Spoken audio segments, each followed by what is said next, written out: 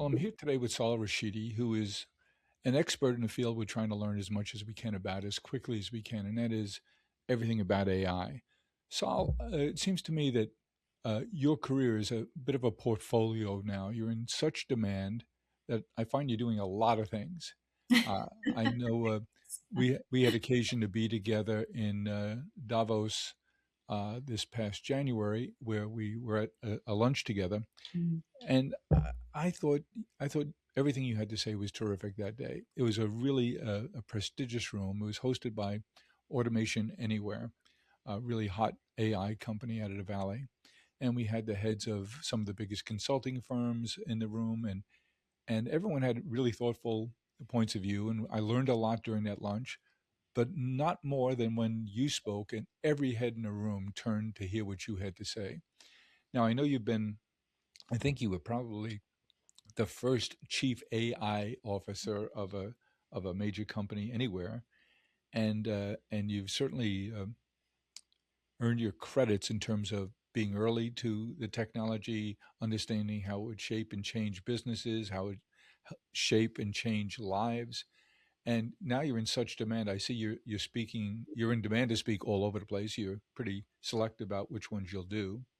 I know you have a bunch of consulting clients and in demand to be on boards because people want to tap into that knowledge and not just your knowledge around AI, but your knowledge more broadly around business and societal changes. So I'm just dying to dive in here and ask you is as we sit here today, what's surprising you about this evolution of everything related to AI? It seems to me, as someone on the sidelines who's trying to understand, trying to keep up, trying to guess Yeah.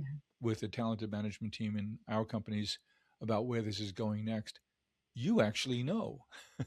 So, the last few months in particular, it seems like the pace is quickening all over the place. I feel everything's going faster, faster. How do you view what's going on in the tech landscape? I mean, I wish I had the answers to everything. I don't. Even this is out of my realm. But there are a few things that are continuously surfacing up that I firmly feel is what's happening. I think for the first time, whether it's a technological disruption or any 2, 3 year trend from blockchain and metaverse and Web 4.0 to big data ecosystems, call it what you want. But this is the first time I've ever witnessed and seen us being told to go run with scissors. Usually we talk about security, usually we talk about governance, usually we talk about implications. But there's such a need for speed right now that everyone is running with scissors and they're being given the permission to do so by boards, by executives. We need to do AI, go do AI, let's do AI, let's be AI operated without really understanding what one, artificial intelligence means for the workforce, to how you actually successfully measure success. We use productivity and efficiency as these golden king metrics. And I'm like, well, so what if we do more of the wrong things? We're technically being more productive, but not in the right ways. So what happened to measuring effectiveness? The third is the implications on the workforce. We hear all these layoff narratives, Jim, and it just breaks my heart because I'm like, wait a minute. First of all, we don't have governance and security protocols for agents legitimately in a playbook. For the first time, we're all just sort of navigating through the 50 Shades of Grey holistically together. But what I do know is that the one thing we can all land on right now, as of 2026, is human experts in the loop. But with all these narratives of college students experiencing the highest unemployment rates they've ever experienced, and us laying off early career graduates, folks are forgetting past the quarterly basis points and the yearly performance review and forgetting that by through these layoffs, we are removing the pathway by which people gain their expertise and become experts. And in about 5 to 11 years, the very thing that we are relying on, human experts in the loop to oversee these AI ecosystems, we aren't going to have the experts to oversee them in 5 to 11 years because we are removing the pathway by which they gain expertise.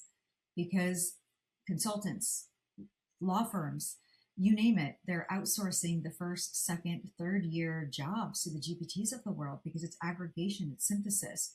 But that's not what people actually do when they get hired the first, second, third, fourth, fifth year of their lives. Yes, they're learning those components of the job, but they're learning critical thinking. They're learning how to make sound business judgments. They're learning to read the cues that aren't necessarily supported by data. There's a lot of other components that go into that mix, and we're removing the pathway by which those are developed. So there are some things that I'm seeing that are shape shifting us that unfortunately I don't think we're prepared to handle when they come together or converge, because it will create a compounding effect for us. So most of my keynotes, most of my speeches, most of my advocacy, and even the companies I advise are very selective because not everyone's open yet to hearing this news. And so, but that's part of what it is. It's massive education because it's so aligned to my mission. And my mission really being hooked into security, securing the future workforce so that we have governance of these ecosystems as we move forward, and securing these ecosystems so that agents aren't running amok in our world. You're in those boardrooms regularly, Sol, and you're consulting for them. You're on the boards. So, is there a board meeting any place that AI isn't on the agenda for discussion? No, it's always on the agenda. I've never seen it so pervasive and so dominant. There's always been these 2, 3 year curved trends, but this one has captured everyone's attention for the longest and unanimously is always in the top three. The You mentioned the impact on law firms by and consulting firms.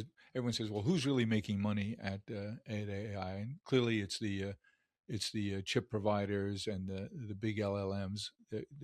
We see a clear path, enormous profitability there, and certainly consulting firms, because all of us are saying, "Hey, we need help here. We need implementation help. We need judgment help. We need mapping." So the consulting firms are doing well. And at the lunch that you and I were both guests at, we heard from I won't mention the firms, but some of the biggest and best firms in the world, and they told us at that lunch that they were seeing that their business models from a hiring point of view were always pyramids.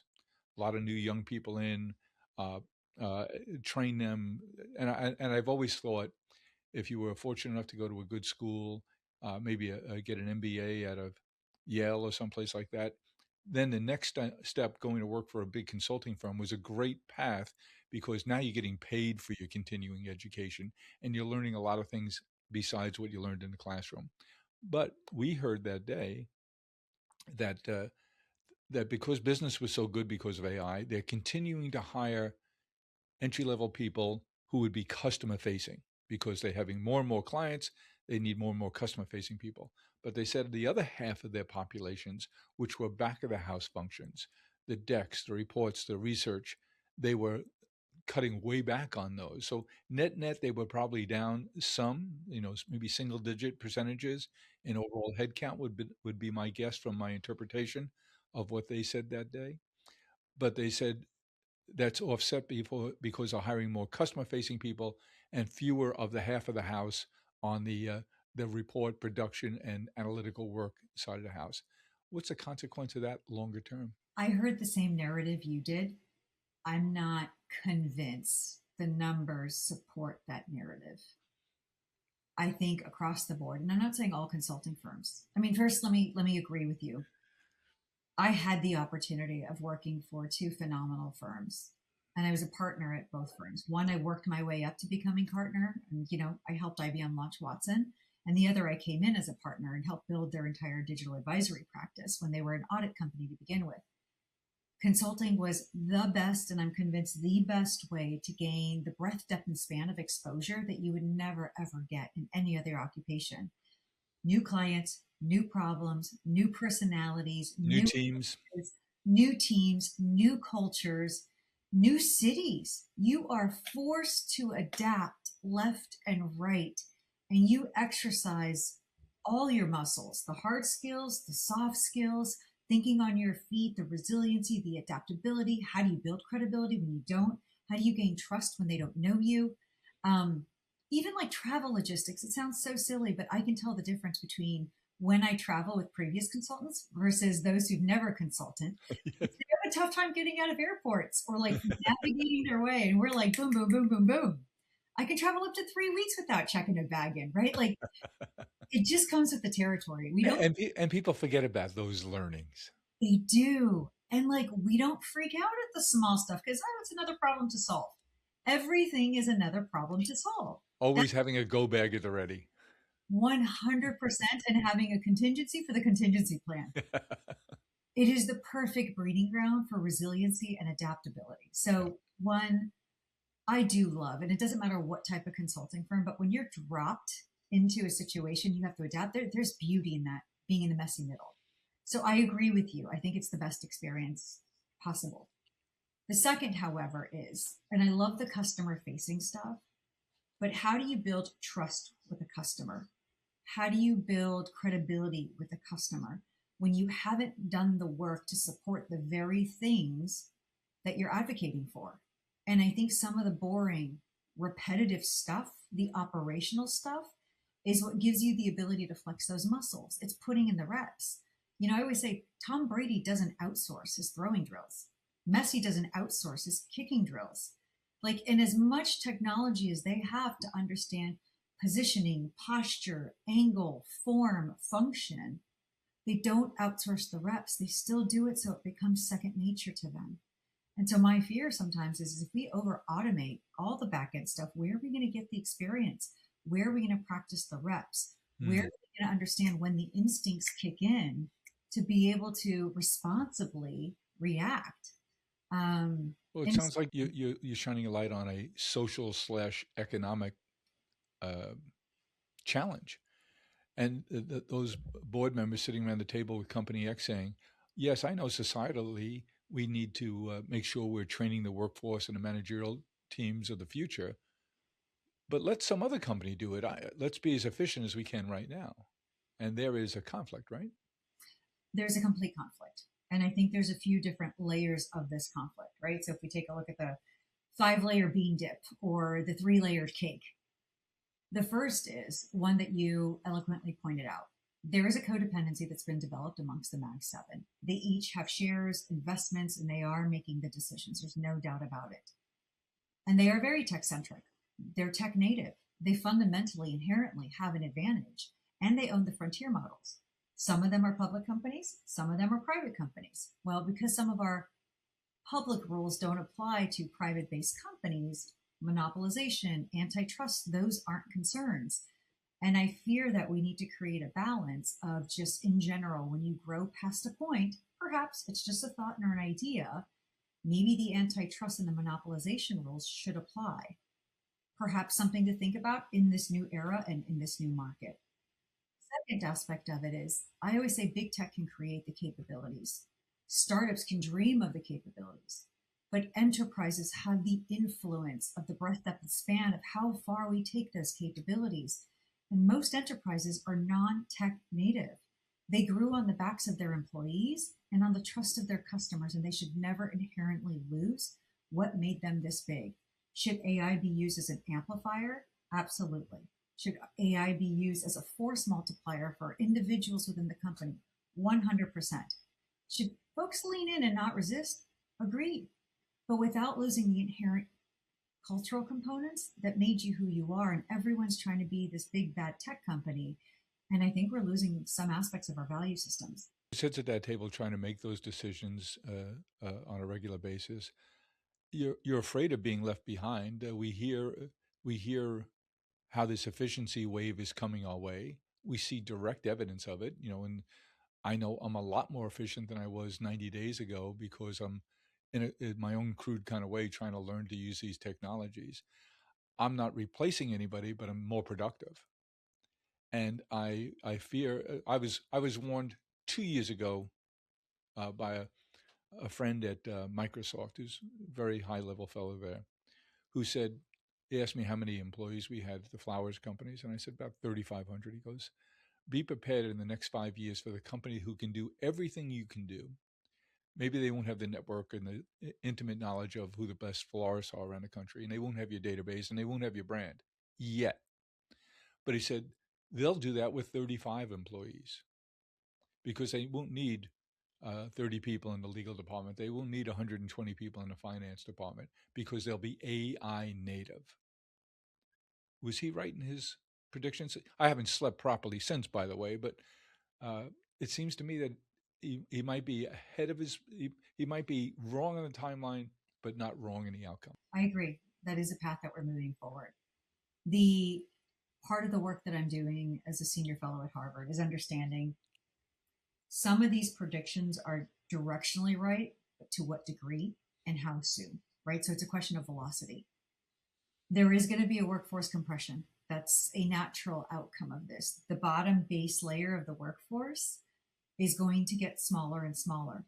So the pyramid structure that consulting operates off of, that legal operates off of, is going to compress. So then the question is how do you build a career? How do you become an expert? What happens to these industries and functions that for decades, half a century, have had a structure of climbing the quote unquote ladder? Make birthdays even happier with buttercream frosted cookies, dreamy cakes, and more. Wishes come true one bite at a time with tasty surprises from Cheryl's Cookies. And there's the drum roll, Saul, because I hear that question every day. I hear it from students who are about to graduate, students who just graduated. I was up at Yale a week or so ago, week and a half ago now, to do my annual visit there to Jeff Sonnenfeld's class. I heard it from all their graduating MBAs. Am I in the right place? How do I take advantage of this? How do I position myself? And I hear it from parents of all of those kids. I have a granddaughter who'll be headed off to college next year, and her parents are saying, you know, where do we want to recommend she go to school? What do we want to recommend she study? How does she best prepare herself for these very turbulent seas that she's clearly going to be put sail in? Yeah. And I have an 8 and 10-year-old, right? Like, and I'm a child of immigrant parents. For us, the formula was easy: get good grades, go to great school, get a job, and stay there for 30 years until you retire. Like, that was their And formula. and not now. Not now. Like, for me, even in my generation, you don't stay at a company for 20 to 30 years. It doesn't exist. The golden parachute, the pension funds, they don't exist. So it's like You're the labor. everyone's a bit of a free agent now, huh? 100%. So I have a few predictions. I'm not a Please. futurist, but if I'm tapping into my knowledge of the industry, if I'm tapping into a woman's intuition, and if I'm tapping into just keeping my finger on the pulse of some of the decisions that are being made moving forward, there is a race to own all the future workloads of the future amongst the frontier model and hyperscaler companies. I don't disagree with that. And there is a velocity and a FOMO and a we've got to hurry up and catch up or at least beat our competitors before someone kind of takes our lunch money. That I think we all feel is true. Mm-hmm. The get good grades and go to college, I think that playbook is going to be completely disrupted. No longer is being Education in general is likely to be very challenged, isn't it? very much so, because right now the value is not going to be in who can memorize the most amount of knowledge. Everything is a search away, everything is a prompt away. Data knowledge fundamentally has been democratized. And if you take a look at like the speculations, you know, it's kind of some fun facts here. In the 1900s, information with all or the lack of technology we had available was replicating itself every 100 years.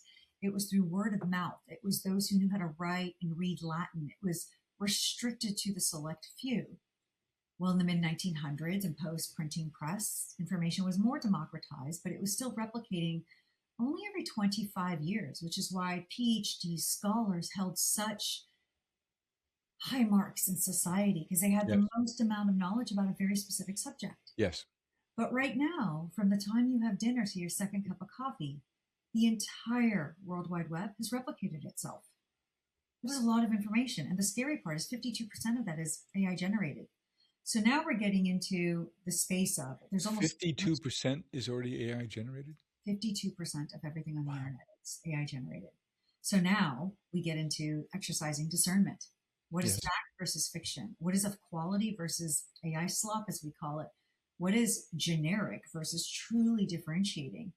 We have to amplify our discernment skills to make sure that we are going to trust in verified sources, which is a subjective marker, and extract signal from this sea of noise we are dealing with on a day-to-day basis. And we are all feeling it because it happened, but we never made the proper transition because the pace and velocity in which it happened, we didn't get a chance to react to like we've been able to in the past.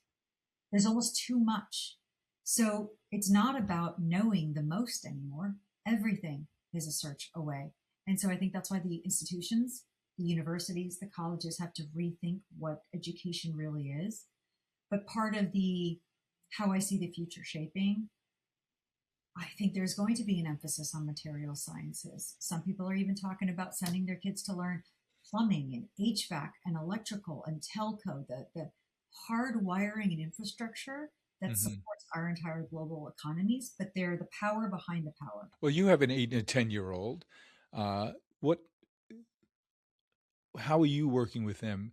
I bet they're tech familiar. My kids were born at the age where we yelled at them if they were spending too much time playing video games. How do we know we were denying them the opportunity to train for their future careers? But I have an 8-year-old grandson now who spent the weekend overnight with us on Saturday into Sunday, and he was telling me how he's using Claude, and he built a store for his little group called the Seacliff Boys, and they were sourcing all different kinds of merchandise, T-shirts, hoodies, coffee mugs like this, and how much he was doing in sales that day. And I'm like mouth open listening to this 8-year old, and I'm thrilled that he's comfortable with the technology and his dad is helping him and promoting him to learn and be curious. On the other hand, I was thinking when I was an 8-year old, I was worried about going out and playing stickball. Yeah, but and don't come home until the sun sets, and then dinner's. I Oh, and by agree. the way, learn Spanish by Monday. I mean, I don't know the playbook. Like my research assistants at Harvard, like they're brilliant young individuals and they've all got philanthropic endeavors and sidebar businesses while they're doing a dual degree at like Kennedy School and Harvard School. I'm like, what? And I'm like, you're kidding me. So it's gotten much more advanced. I legitimately don't know how to parent right now, but I can just share some principles. Please. I am not teaching them algebra and geometry. I am teaching them common sense, critical thinking, and problem solving. We will travel somewhere. And I'm like, find your way out. What do you mean? I'm like, we're at the airport. How do we get out of the airport? Well, I don't understand.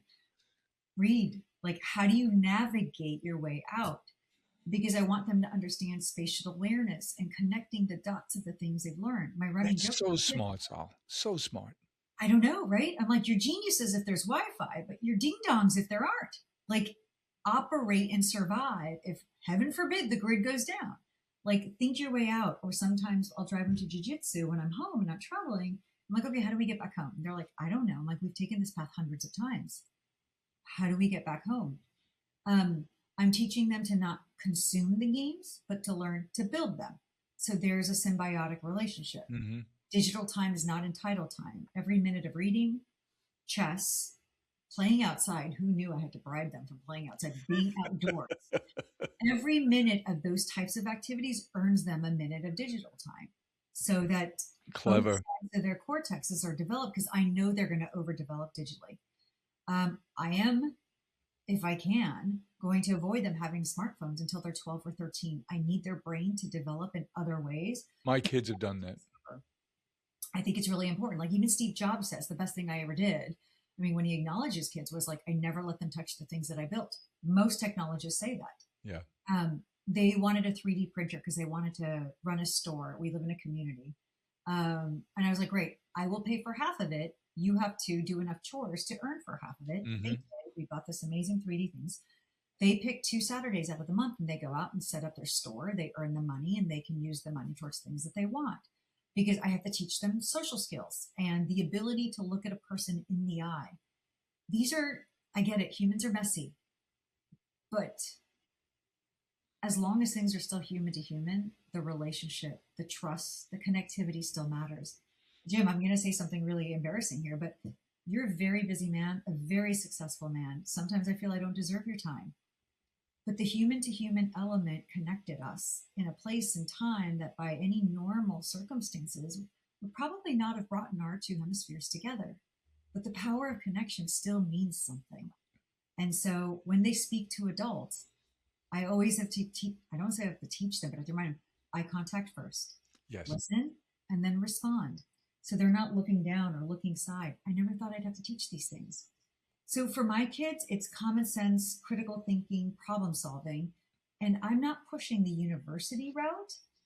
I do believe that as part of another round of economic predictions, if you will, that we are going to pivot from a macro economy to a micro economy if we don't make some different decisions in this narrow time that we have. What does that mean in terms of education?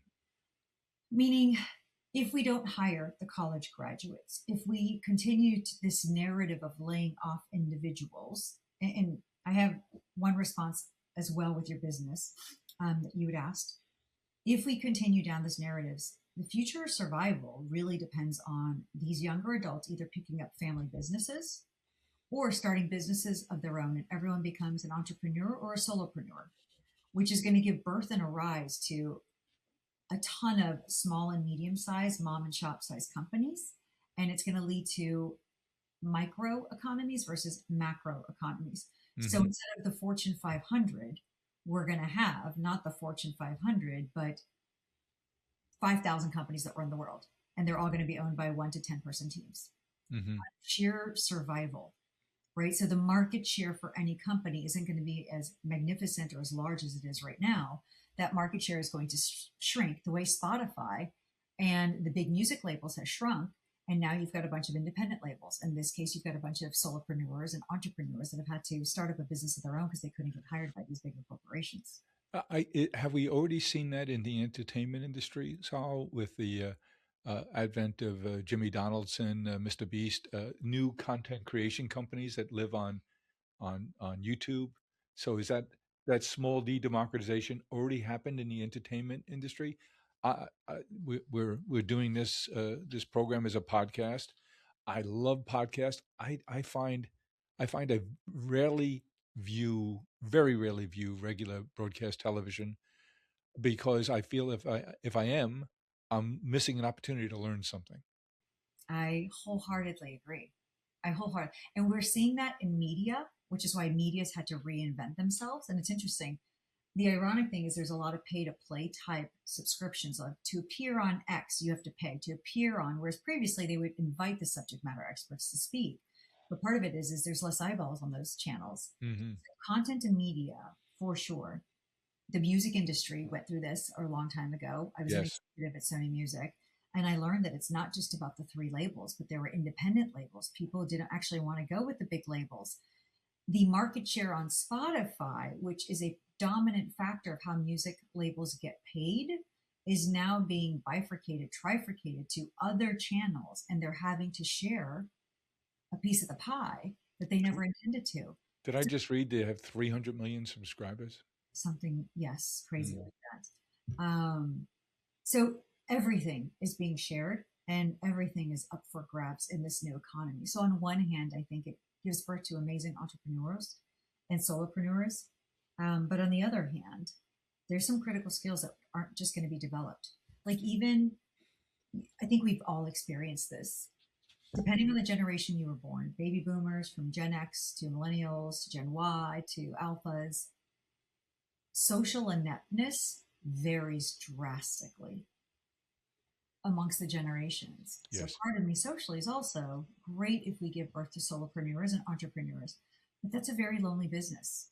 And if we're already living in somewhat isolation, or if we are already struggling with some of the social skills of connection and bonding and community, is that going to take us even further down the path? And so we're going to lose the connectivity and the human touch. And I know we're getting a little bit woo woo here. That's outside of the norms, but it's an important aspect. Well, think of the challenges then that a teacher will be confronting. I see that these tools can be very helpful for that teacher to do individualized lesson plans. I would think that an AI tutor could be much more effective and much more small d democratized available to kids to catch up in subject areas that they're maybe behind in because the AI tool can see when they're distracted, when they have their attention, when they're on plane, when they're learning, when they're engaged. Whereas a human tutor might not be able to pick up on the little signals and adjust so quickly. But on the other hand, as you mentioned, a teacher with a classroom of 20 or so kids, the challenges of teaching them the social skills, the socialization learnings that'll go on in the classroom, the burden on teachers seems like it just goes through the roof. It does. And I think if we want to focus in on education for a quick second, By the way, we still have an agri calendar for education. We haven't adjusted very much. well, that's, I think, the flywheel effect that we are actively seeing in real time. The education system has always been underfunded, undersupported, but it is probably the most important leading indicator of a child who grows into an early adult, who grows into an adult, and their ability to thrive and survive in an economy that's consistently changing. And like, I have a soft spot for nurses, teachers, and single parents. Like, they're the angels of this world. Mm-hmm. What they do and what they're given to do just does not match and align. So I think let's just put that there, like bow down to them. It's a very difficult job. But the education system in general, like let's talk about pre-university and private, but the public institutions, they're under-resourced, understaffed. The teachers aren't even AI literate or AI fluent because they don't have the time. They're just Yeah. How do they get there? how well. So that's the thing. It's like, how can they get there to adapt to teach the children of like the new era and what's happening when they're not even being taught? Second, they can't, the educational institute can't be complacent. We can't be laggards or slow followers. It just Mm-hmm. fundamentally doesn't prepare the kids. Two, third, AI in general has the ability to personalize the academics and the education that's needed just to build the fundamentals. Even if you take a look at things like Khan Academy, where if a child has ADHD, it will adapt the curriculum to align with someone with ADHD or to align with someone with dyslexia or to align with someone who's math. I didn't know that. That's terrific. It does. And so like it acclimates and it can adapt. Our teachers can't do that. And it doesn't matter what type of student you are. If you're part of the 26 that are sitting in that class, it's an average, you're going to be taught the same way. And not every person is taught the same way. Mm-hmm. So then what on earth do? Do you give them an individual screen? Well, no, because then they lose on the social bonding. Yeah. And But the at some time during the day, they might have their individualized screen, right? right. So that's what I'm saying is like, if it comes down to the curriculum, maybe these personalized device avenues are better equipped, but only a portion of the day is allocated towards that because they're going to learn that no matter what. Right. Then a majority of it is around understanding human dynamics, understanding communication. So you're saying the mix is going to change in terms of where they focus. So they're not going to. They might be not spend an hour on an algebra issue. And I went to a grandparents' day at to my grandkids' school, and I sat in with my 12-year-old granddaughter in her algebra class, and I was blown away because they're doing junior senior year high school math in her grade there, and I was sixth grade. I was like, wow. Anyway, it seems to me that the algebra lesson might be digital, but then the emphasis on the teacher's role is more on The social, but also setting. So, like right now, setting. the curriculum from when you went to school to when I went to school and where my kids are going to school actually hasn't changed. It's still reading, comprehension, Yeah. mathematics, social science, social studies, PE, one elective, which is usually a language, and after school programs. Like it's still structured that way. Which are so important. All very important, but the format in which they are taught needs to adapt to where we are today to make sure that they understand and they are prepared for the new era. Mm-hmm. So maybe a portion of the true hardcore academics is personalized to their way of learning. For example, my son is very structured and very diligent and very prudent. My daughter, on the other hand, is more creative and can't sit still. Her learning style fundamentally is different than his. Yes. You have these, let's say, computer settings that still teaches them those subjects based on the best way that they learn. But then, and that's a smaller portion in the day, because they're going to be a lot more effective and compacted in the way they learn. And then the other portion of the day is okay, now it's about the application. So, what if you learned geometry? How are you going to use geometry in your day to day? When's it going to be important? Or let's say you use multiplication. How's that going to be important? All right. Let's say you set up a business. You're now selling 3D printers. Okay. If you have 20 customers on average and they pay you $12 for every 3D print, what does that account to? Okay. Now, what's the cost of goods sold? Are you going to have to plant food? Yes. Mhm. Deduct that from what you made. Like teaching, do you bring in a partner? So let's say you and your sister start a business.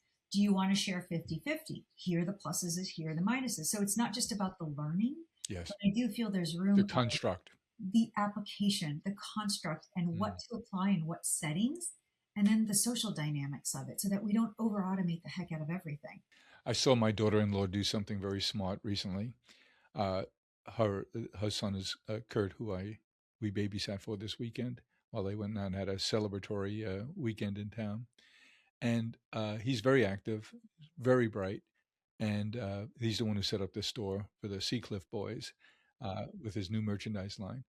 But we were out, the group of us, for lunch, and she said, turned to Kurt and said, "Kurt, I want you to listen. I want you to make sure when the wait person comes over the table that you look them in the eye, you reach out, shake their hand, ask them their name, and then introduce everyone at the table. And then we're all going to order lunch, but you're going to take the lunch order, and then you're going to give the lunch order to that wait person." And I sat there with the biggest smile on my face because this very active young man, he was no longer flitting around and jumping out of his seat because he had a task to do. And he was on the spot because grandma and grandpa and his sister, everyone, mom and dad, they were all watching to see if he could do this. And he did a great job. And I was sitting there applauding my daughter in law for using just going out to lunch, making it a little bit stressful, but making it a really important social/life lesson. But that's the beauty of it. And I love the fact that your daughter in law did that because it's stressful, but not panicking, but it gives them purpose. And like, if you ask me what my biggest fear is of this trajectory, is what purpose are our kids going to have in the future? A lot of what I do is connected to my purpose. Now, there's the argument of what I do shouldn't be my purpose. I have my identity intact. A big portion of what I do now is because of the identity that I've developed through the work that I've been able to do and the exposure I've gotten over the past 3 decades. If they don't have purpose, if there isn't an ambition driving something, if everything is so easily attainable, we will drift.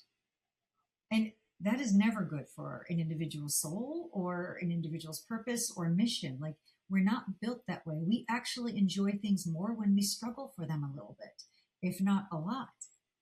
So, outside of workforce compression, outside of micro economies potentially being developed, outside of frontier models and large language models and these big tech companies owning the entire future consumer market, um, outside of what on earth do I teach my kids? At the most foundational, basic, humane level is if we are heading down the path of abundance, as they're all promising, which I think is a great selling tagline. I don't necessarily believe in it in the way they're selling it. What are we going to do? Where's our purpose going to come from? So it seems to me that I'll take this snippet of the recording with you, and every time a kid is asking me, "What should I be doing?" I'm going to say, "Better ask Saul."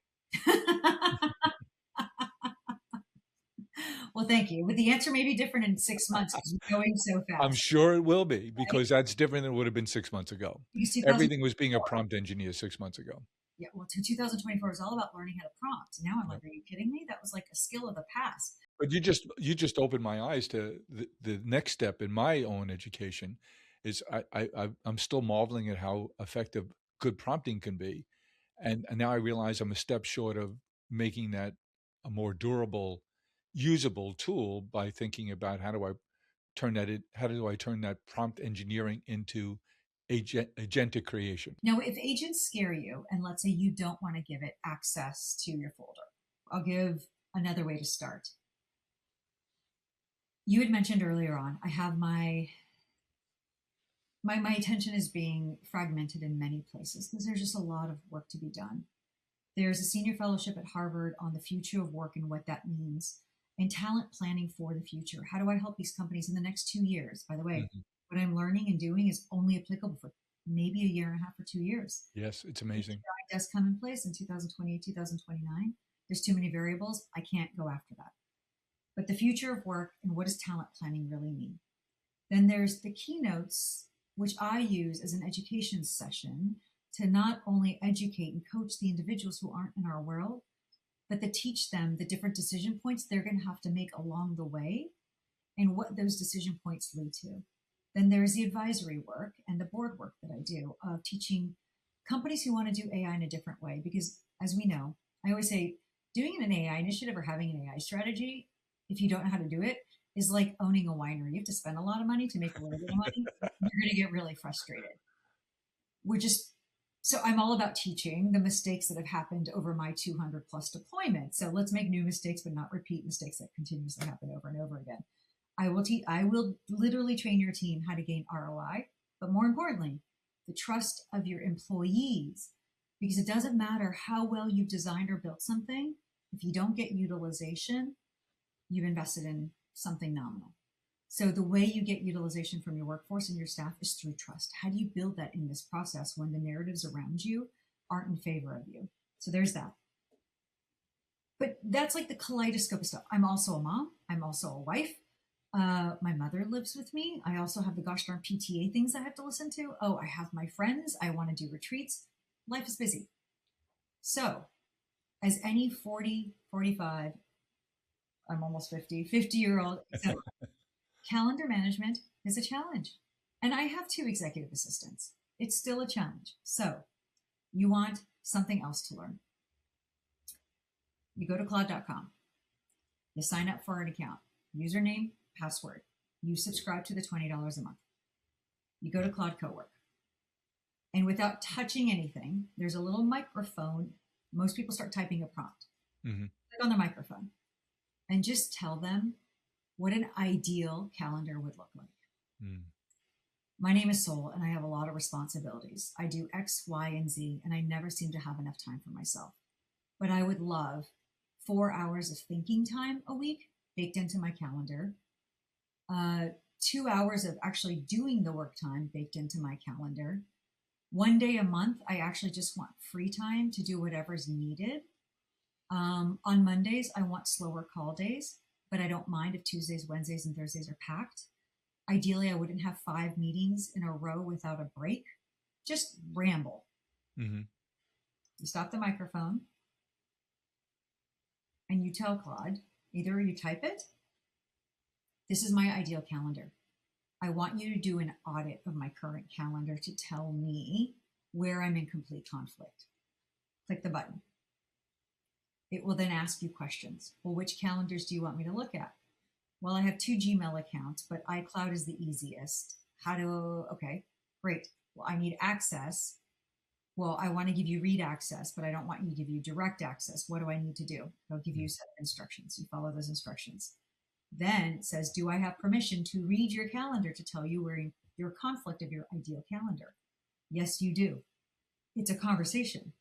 Then it performs an audit and it'll tell you this is where you're compressed. This is where you don't have blocks. You have 2 of the 28 hours you need in a month to think and do the work. It'll tell you where your calendar is in complete conflict with where you want it to be. That's the scary part. It is a scary part, but it keeps you honest. Yeah. Now, and then you have okay, what do I need to do? How do I need to start? This month is a wash. I'm going to start 2 months from now. Yes. What do I need to start clearing? What do I need to start adding? And then you do it. And how do I prioritize? That's right. Again, something very practical and rooted, but I haven't given it access to make any decisions. It only has read access to my calendar. Yep. But now I told it to, I need you to run every week, Sunday mornings, because Sunday evenings is when I look at my calendar for the week and understand the week I'm going into and just mentally start preparing. It runs every Sunday mornings and it tells me conflicts, compressions, what I haven't done. I rearrange and then I go in. Saul, you gave me my next exercise. I'm ready to go. Saul, you're terrific. I see why you're in such demand as a speaker, the number of boards that want you to join them, the consulting that you do, the work you do up at Harvard. It's just, you're right, you are one busy person, and I can see why. Not only are you so smart, but you're practical and you're a teacher and you're a thinker, and you're just pretty darn special, Sal. And I'm so glad to have met you and to have gotten to know you and to benefit from your wisdom today. It won't be the last time we tap into that big bowl of wisdom that you are. But thank you for being so generous and sharing your knowledge and your time with us today, Saul. If one of those Fortune 500 companies doesn't have your number, which is shame on them, how would they get in touch with you? So one, they can, of course, my contact information, but I also have my website, solrashidi.com. Um, SOLRASHIDI correct.com. .com. There are plenty of forms there. You click one, all that information comes to me directly. I'm on LinkedIn all the time as well, just because I think there's a lot of education that should be told out there. Mm-hmm. I was a fairly private person until 2 years ago, but now, you asked me, Jim, what drives me? I want to make sure your grandkids and my children get to experience what you and I have experienced. And And better. and better. It's messy, but it's Mm. beautiful. It's complicated, but it's lovely. I don't want any of that to go away. So that's what drives me. And if I can help anyone in any way, I'm happy to do so. Saul, you're the best. Thank you. Thank you so much for this time, Jim. I appreciate it. Truly. Bye bye.